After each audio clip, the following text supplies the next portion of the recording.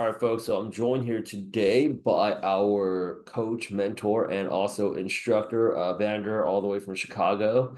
How's it going today, man? It's going good. It's going good. So yeah, getting ready for the interview. But yeah, everything is good in my end. Wonderful, wonderful. And you're based out there in Chicago. Um, Mhm. Tell us currently what company do you work for, and then also what is your official title with that company? Sure. So I work for Abbott. It's a pharmaceutical company. My title is cybersecurity or incident responder analyst. So that's the title of my control. Got it. And in the time that you've been working, basically like how did you even, I mean, right now the field is very hot. It's been around for a very long time. I think when most people are thinking about cybersecurity, they're thinking like Norton antivirus, uh, Mm-hmm. from way back in the days. Yeah.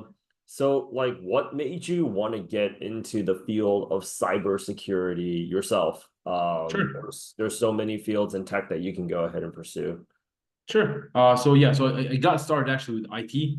That was my first degree that I started with, and back then I think what got me interested in cyber is so in my school they opened cybersecurity major as a new major, and at that time I was undecided of what to decide for my major, and IT was the general computer science degree that my school offered. So when I read about a lot of cyber breaches, attacks, and also job opportunities, that's what made me decide to go and pursue a degree in cybersecurity. 100%, man. And what certifications do you currently hold right now underneath your belt? So yeah, currently I have I did work in the past with McAfee. So I have a lot of their product certifications, EPO, ENS, and their DLP. Another certifications that I have is Security Plus from CompTIA, and also CYSA as well.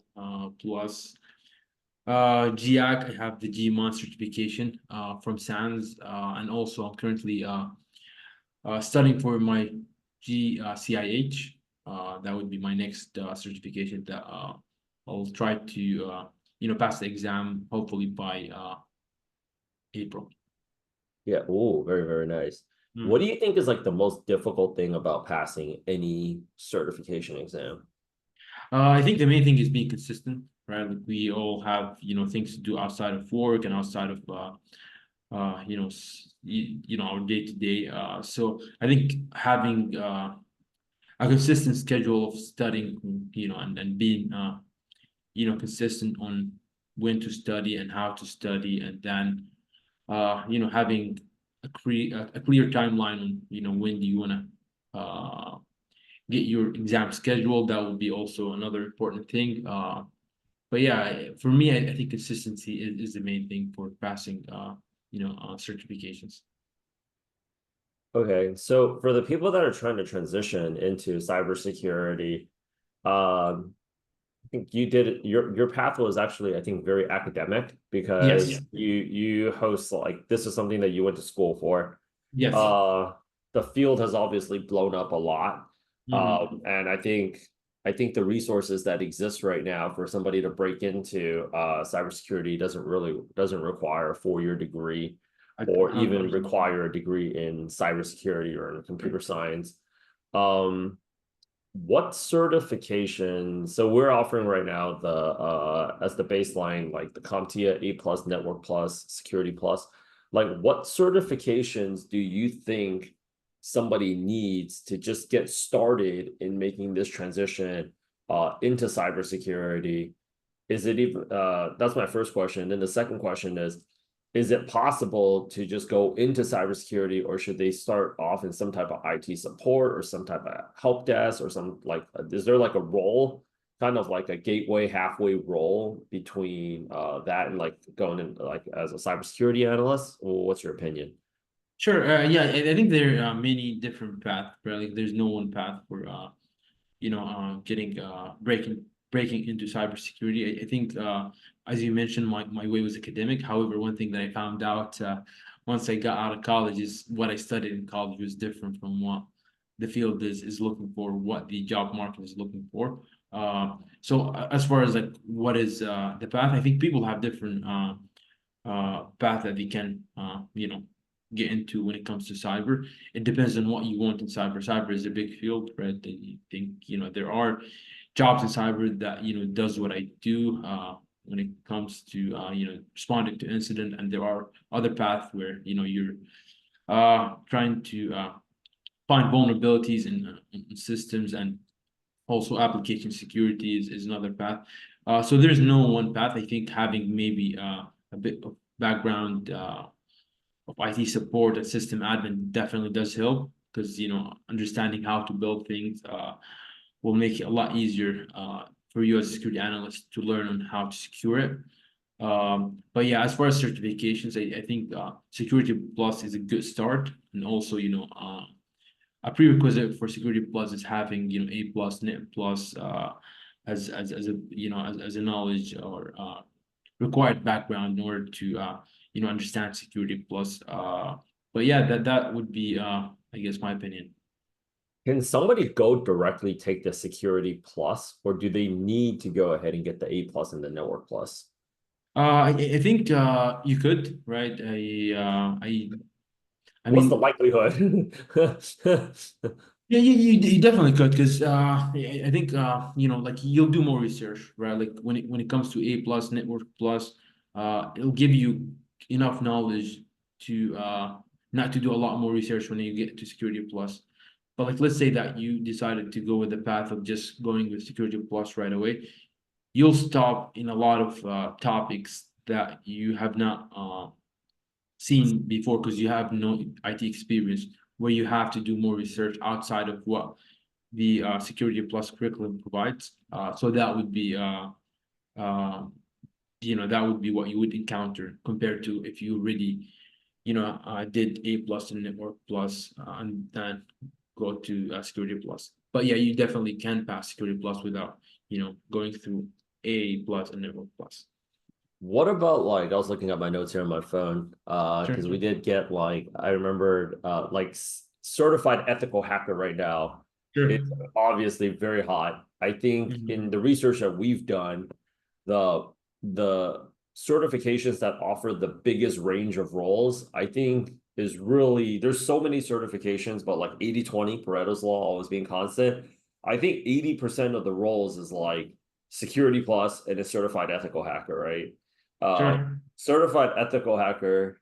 I don't know why. I guess it just sounds like cooler, like offense. Going Sure. Yeah, enough. on the attack. Yeah, certified. Yeah, it sounds very, yeah, Right, cool. Because right, you're an ethical hacker. right, You're a right, hacker. right. It's like I can hack my, girlfriend's Instagram. Yeah. But certified ethical hacker. I also feel that, perhaps maybe people feel like they're going to be part of this, like, badass cyber Yeah. security team that's like tracking threats, something they'll see from, like, a counter-terrorist show, right? It's like, it's coming Yeah. in hot right now. Yeah. I know. But like, do you need you obviously done some work with on the offensive side as well. Like, do you think that if somebody wants to go, like, transition into certified ethical hacker, um, do they need the Security Plus background? Because certified ethical hacker on the website, it says that you should have minimum 1 year of professional work experience before pursuing that certification. But I'm also seeing a shit ton of YouTube videos where there's like, Mhm. I passed my certified ethical hacker in 30 days with zero technical background, and I did it Sure. all by myself. I'm not, Sure. like what is your thoughts? Because you have a gang of certifications underneath you. Sure. Yeah. So I think when it comes to CEH, I think it's multiple choices. That's what from the people that I heard passing the exam. Um, so it teaches you like what does a hacker do? Like what are the steps that a hacker go through in order to compromise a system or compromise their target. with that being said, I think if you do a lot of memorization, remember the name of the tools, and then do a lot of practice exams, and then that's one thing about, multiple choices exams. Like if you've done enough practice exams, if there's no practical part in the exam, which is a lot of exams, you'll be fine without even having work experience, right? However, with that being said, you might be passing the exam, but you won't gain the knowledge that the certification should be providing to you, because your goal is just to pass the exam. Uh, and that's with Security Plus, CEH, because they're not gonna test you on a laptop how to do what they're asking you to do. They're just gonna ask you a question and multiple choices. I think like that's what makes our program here at Elevate so unique, because the way that we look at it from a business standpoint is that other programs, what they focus on is they focus on all these different fundamentals, and they're like, this is what you need to be very successful at the job. Sure. But for me, coming from a former technical recruiting background, I know there's a lot of idiots getting really high paying jobs that are not very good at their job for Yeah. every job. Yeah. No, I agree. Yeah. Yeah. Nobody No, disagrees with 100%. me there, right? Because like I was like, Yeah. I said this in San Francisco before. I was like, name one person that you've worked for, like just put on a hand how many people you guys actually respected as Yeah. that made more money than you on the job. Yes, I didn't see anybody raise their Yeah. No, hand. I agree. I agree. Now, no, definitely, because some people, yeah, they just, I mean, you just don't know how they made it that far. Yeah. Yeah. I'm gonna have the editor edit that part just for the sure some people you Oh just yeah, I keep forgetting that how we're. they made it that. Yeah. I mean, when Congress grills like all these like big CEOs and stuff, I don't really think you need to be that smart, because a lot of these guys don't seem to know anything about what's going on. No, no, yeah, I agree. Yeah, Yeah, especially when you see, like a lot of, as you mentioned, Congress, people, discussing tech issues. It's just, right, right, yeah, right. oh yeah, I'm not sure, I can, rely on, The people. way that I feel like the situation should be looked at first is thinking about like what the Elevate difference is in the marketplace, like Sure. why somebody should think about our program is, at the end of the day, in order to get any job, you're gonna You need need this. that resume, that certification on your Agreed. Yeah. resume. No. And even before they get a chance to talk to you, even before they get a chance to go ahead and actually like get a chance to interview you, or even want to send an email saying, "Hey, can you interview with us next Tuesday?" The first thing they're looking for on that piece of paper It's a is that certificate. stamp and that logo with the Sure. date. And then of Yeah. course, No. the license certification number, Yeah. that like without that, with You the can't get an applicant interview. tracking system, it'll just automatically screen your resume out. Like it's Yeah. not even going to get to a human being right now with AI Yeah. screening the resumes for recruiters, right? So I think there's that portion of it. Our approach is very simple. Let's just focus first on, I think, the skills and the fundamentals, and understanding the vocabulary is very important, but let's just look at this purely for what it is. It's a standardized exam. Sure. You have a set number of time. They're not going to let you stay in that test session all day. Like Yeah. No. Yeah. they have a timer.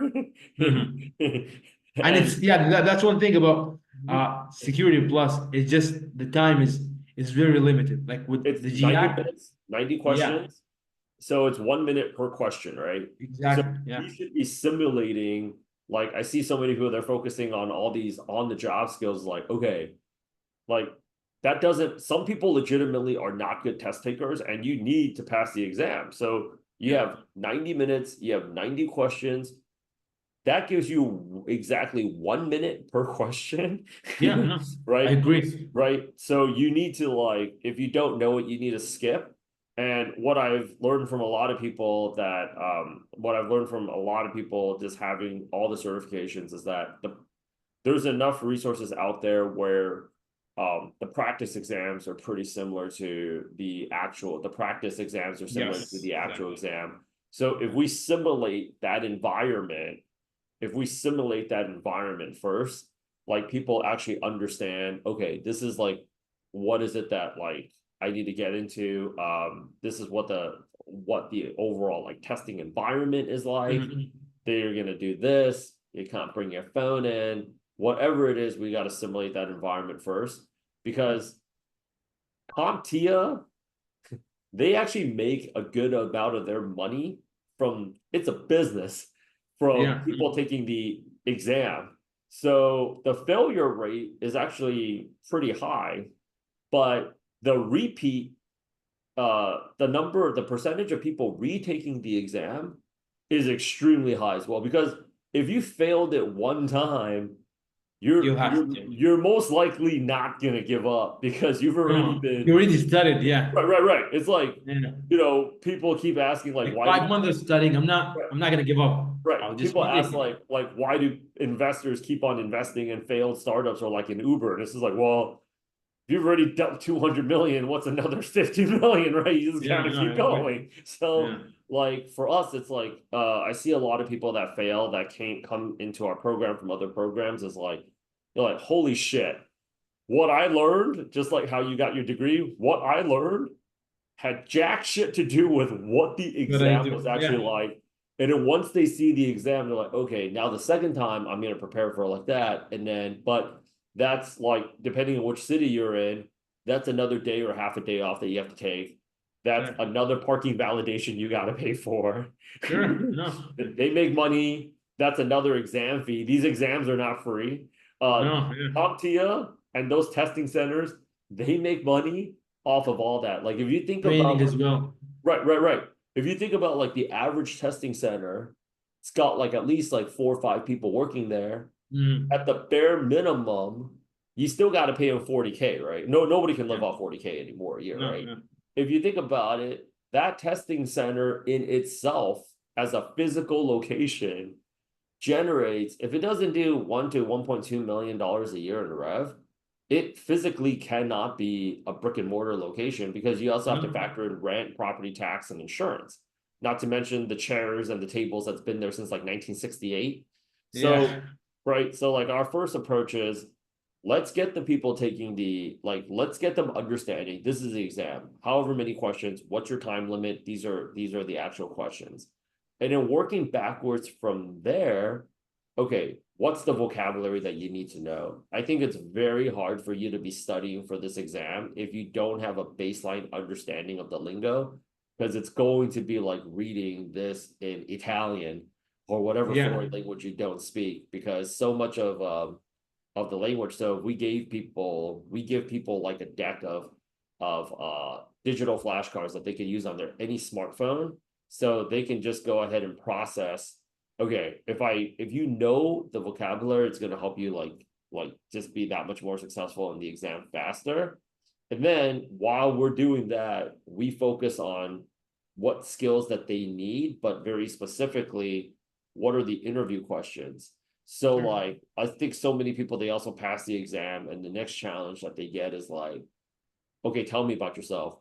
Well, my course didn't teach me anything about how to answer the question, tell me about myself. The exam, I didn't have to answer that question, tell me about yourself.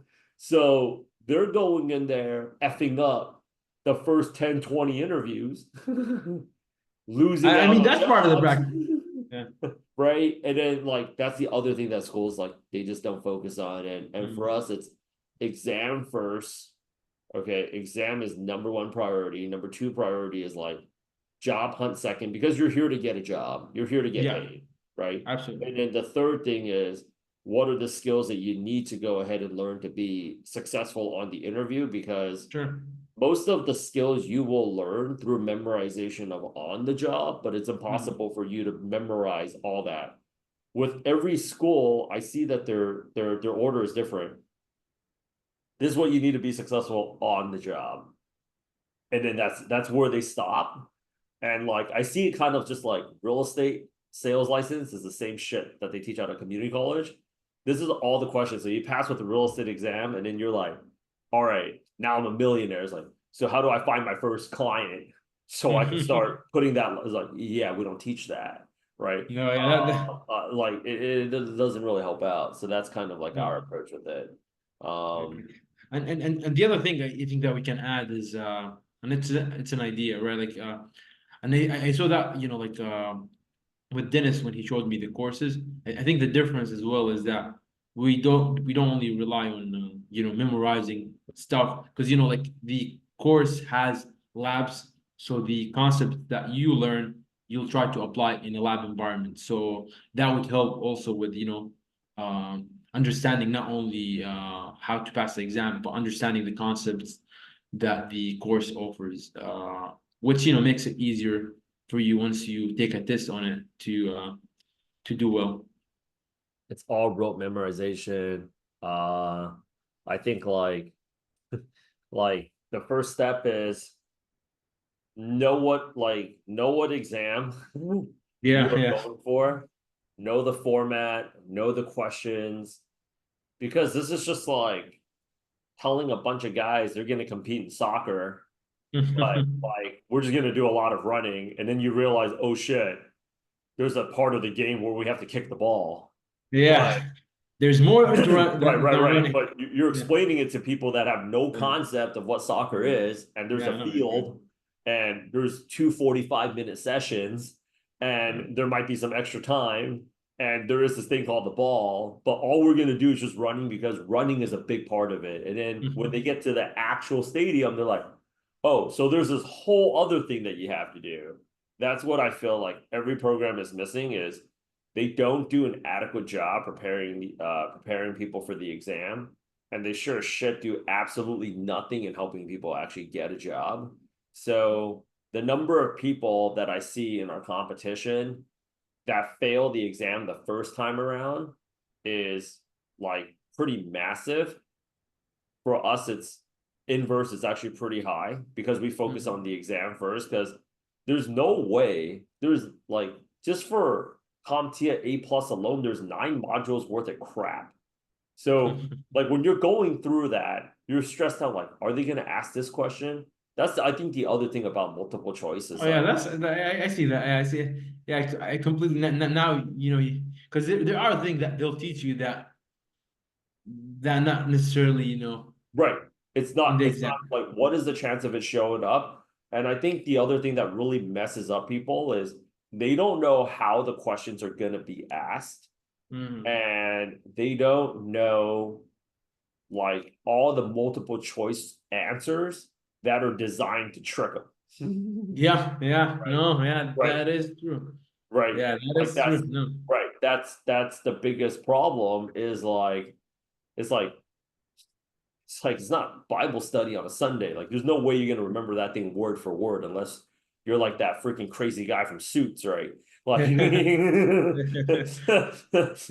which like I think a lot of people will pay to get yeah, that no. And superpower. I mean, the other thing is like, as you mentioned, some of the questions is like, you know, you have two answers that is correct, right? Right. It looks very similar. And what I've seen this in every form of standard. If people took towards cybersecurity out of it, I've seen this in every single form of standardized testing, GMAT for MBA, LSAT, life insurance sales exam, real estate sales exam. It's a standardized test because at the end of the day, it's a business. There's just no way. Ideally, if they did it in, I think, a very pragmatic country like Germany, they would just bring you guys all in to a classroom and just like actually see if you could do it, right? Like, I think like how they do it in culinary school is just Yeah. make me this croissant, right? Show it. Like, there's the Yeah. rolling pin, there's the flour, there's like, just show it to me. But that would cost too much to get people certified. Sure. So they have to go ahead and actually be able to do this shit at scale Mhm. because they want people. It's low margins. You got 4 or 5. It's a great business, and people like don't look at it that way. You put 3 to 4 people at a testing center that essentially you're just paying them to walk people from the front door to the exam room, and then they spend the rest of the day watching freaking Netflix, Exactly. right? Yeah. Right? And all you're doing is issuing out standardized paper and Scantron if you take a look at the margins, running a test center is actually more profitable than running a freaking McDonald's Yeah. franchise. So Even like even with like testing from home and now because they have the option to take the certification from home, right? But that's not a good idea to be honest. But yeah, that's what I think every school that's like for us that like when I take a look at the number of competitors that are out there, the thing that I've noticed is like you've got basically three options if you got four options if you basically want to get this exam done with to get a job. Your option number one is, and I think it's the dumbest one, but for some people they'll want to do it, is like getting the certification from a university, a brand name university, because they'll say like, oh, I'm getting a cybersecurity certification from Columbia University. Like Columbia okay, University doesn't even guarantee placement for MBA grads that come out of their flagship program. So anything that's coming out of their extension or certification line, that's a business too. They definitely don't give a shit about you. The sure. second one is if you go with like a boot camp, but I think a lot of boot camps, the problem is they focus so much on being successful on the job. But if people don't pass the exam, then they'll never get a chance to interview. And if people don't get a chance to interview, they'll never get a job. And if people don't get the job, they can't even be successful on the job. So Mhm. focusing on all that bullshit on the end versus like our Starting from the first beginning. battle No, right yeah, now no, is the exam, right? We sure. should be training for the exam. That should be the core focus because without the exam, you can't do anything. Like so many people, they want to get an MBA. They talk to other people that want to get an MBA. And the hilarious thing is like, what's the first response? Like, oh, did you get your GMAT done yet? No. Because the GMAT would require you to sit down and like nobody wants to do a GMAT. That's the only thing that's convincing me that the MBA is not a total fraud is there's a lot of people that is actually willing to pay 10 grand to not do the GMAT. Because it's like, I don't want to Wow. spend 3 to 6 months to study for it because it's just like the GMAT has almost nothing to do with the MBA program. The MBA program's the party that everybody wants to go to, Yeah. right? So like I'm paying 10 grand just to be able to pay you 100 to 200 grand in tuition, Yeah, to get in. Yeah, no. right? And But like and that's like the hardest part. Like you have to sit down and like go through the GMAT, and then you might get the score that you want, or you might not. that's what I've noticed with all my friends that passed the GMAT is they didn't even study for the context. All they studied for was the practice exams and simulating like a very authentic and realistic environment to what the GMAT was going to be. Sure. And for the people that are even doing it, like trying to think about like hacking the process by doing it at your house, because of COVID, they kind of made it a little bit more lenient. Like they will go out there and check. You're the only person in your room. It's actually much I did easier. it that way.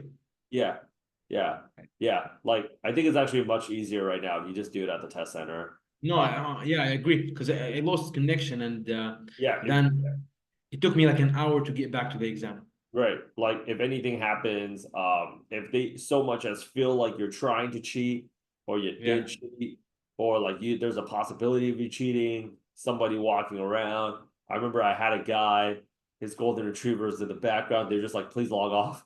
Like, and that's an exam fee, right? And they're designed to be jerks because they want to make money off of you taking the exam again Sure. because Yeah. they No. Yeah. get that fee. So like I don't see the boot camps at best. They teach people how to be successful on the job, but if you can't pass the exam and you can't pass the interview, that's where I see so many people like they fail. It's like having a certification doesn't guarantee you a job. If your resume doesn't look correct, if you don't know how to answer the interview questions, if you're not applying, if you're not following up, people are like, well, I'm going for a cybersecurity job. It's like, no, recruiters are assholes regardless what job you're going for. Yeah. You gotta like call them like, hey, yeah, you told me you're gonna get back to me on Friday. Oh yeah, I totally forgot about you.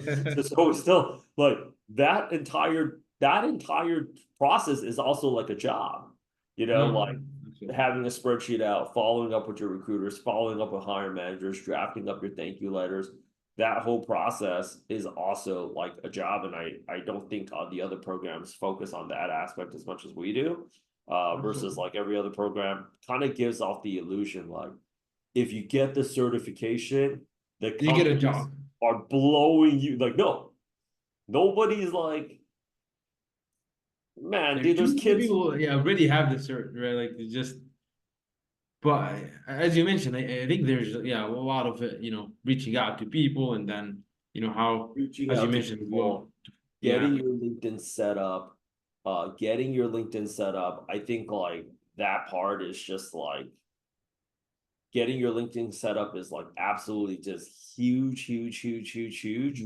Because no, like even like the best high school athletes, their parents are getting those kids on Instagram and TikTok to try to yeah, like no, you have to get yourself out there, right? Like Michael Jordan's mom. I recently watched a movie about him. She was like very Venus and Serena Williams' dad too. They made a whole movie out of him with Will Smith, King Richard. Like, no, you gotta market you gotta go out there and yeah, really no. put yourself out there. Like nobody's like, hey, like Yeah, I I mean, yeah, heard you just how got else would they know, right?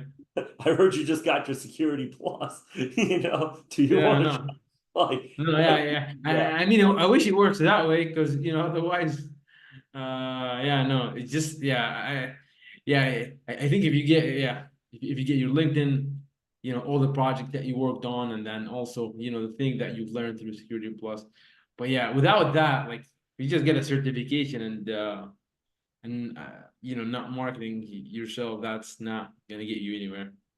No, that's actually really, really, really, really not. So like I hope you guys are very pumped up to go ahead and meet Bander here. We have screened a lot of mentors and coaches, and I really do feel like this is actually he's probably one of the best in the business right now. So if you guys are looking to transition into cybersecurity and you don't know, I think the biggest blockers that people have right now is like number one, should I transition into cybersecurity? How difficult is it going to go ahead and get a job? How difficult is it for you to go ahead and get the skills if you don't have this background? How are you going to even pay for this? Schedule the call. We're going to put Bander's LinkedIn handle in the YouTube description. Reach out to Bander. Reach Sure. out to me. If cybersecurity is really your next dream career and you really want to pursue this career path, there is a way that we can go out there and make it happen. And anything that you think you can figure out on your own, our team has probably figured out already in the last few years that we've been doing this. So schedule a call with us, Banner. Thank you so much for your Thank you, time. Rich. Yeah, I'm looking really, really, really looking forward to recording more YouTube videos with you. Yeah, thank you.